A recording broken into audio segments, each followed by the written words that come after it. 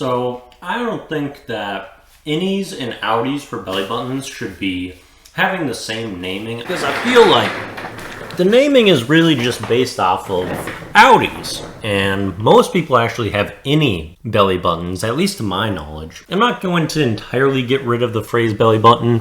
We're going to keep that for outies because that is more so what it's describing. However, I'm going to be eliminating its association with innie belly buttons. And what I've come up with for a new name for innies is gut gorge. And gut gorge I like because it still has the simple alliteration of two words back to back, just like belly button, gut gorge. But now we just have two G's instead of two B's.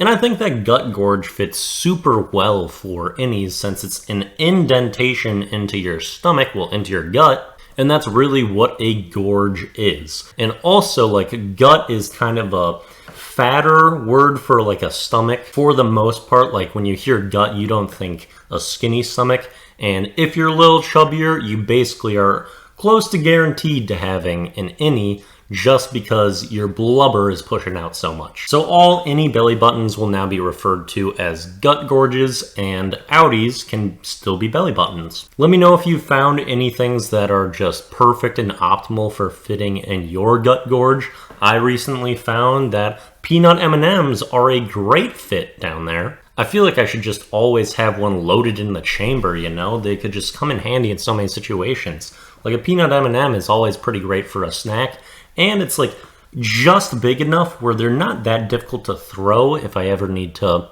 throw peanut M&Ms at something. And I don't know, I just feel like that would be handy. Drop a comment down below if you have any interesting uses that you can use for your gut gorge. And speaking of comments, let's talk about our comment of the day, which comes from Gavin. So Gavin said, can't think of a good comment for corsettle, but my comments always suck anyway, so I'm ready to get flamed. Why corsettle and make my comment look good when I'm reality? I just need to leave a comment about my feelings on the video and say hi. More functional. Gavin, it's a good thing that you said you're ready to get flamed, because you're going to. You saying that you're not gonna corsettle and try to make your comment good is in fact an act of corsettling. Reason being, you decided to comment on the video simply to comment, to look like you're making more of an effort to appear and support me, without working on making it good and valuable. So you essentially thrust a placeholder comment in there without putting in the full effort.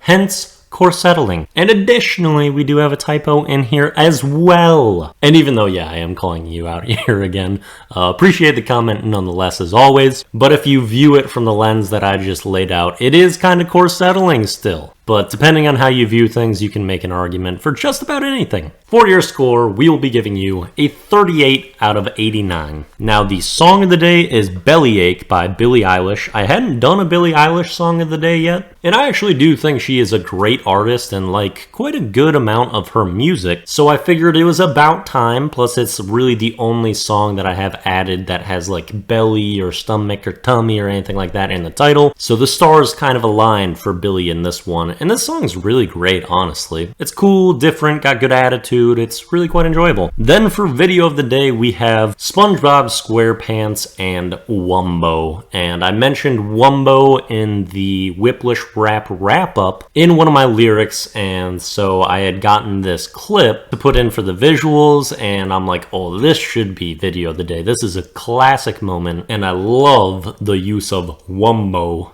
And usually my words are like very specific and defined, but every now and then I try to do so many things with a singular word creation or something that it does get as vague as he, she, we, wumbo. But you know, flexibility really is usually good, so that's alright.